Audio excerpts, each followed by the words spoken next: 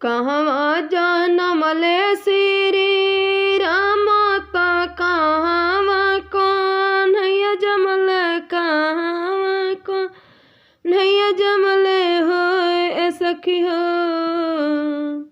ए सखी हो कहवा जनमले हनुमान तीनू अघर सोहर तीनू अघर सोहर हो ए सखी हो कहवा जनमले हनुमान तीनू अघर सोहर हो। अयोध्या में जमले श्री राम त गोकुलम श्री कृष्ण त गोकुलम श्री कृष्ण नु हो सखी हो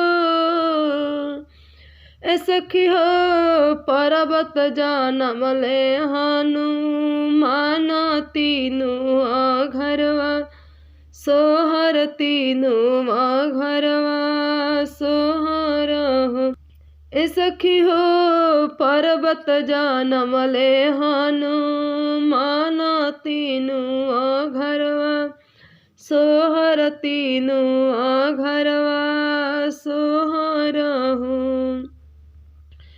के कर हवे श्री राम त के कर कृष्ण हवे के कर कृष्ण हवे हो सखी हो ए सखी हो के कर हवे हनुमान तीनू अघरवा सोहर तीनू अघरवा सोहर हो।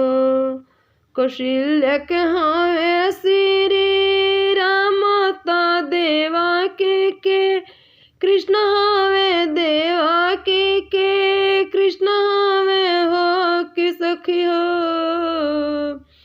ए सखी हो अंजनी के वीर हनुमान तीनू अघरवा सोहर तीनू अघर सोहर हो ए सखी हो अंजनी के वीर हनुमान तीनू अघर सोहर तीनू अघरवा सोहर हो ए सखी हो अंजनी के वीर हनुमान तीनू अघर सोहर हो।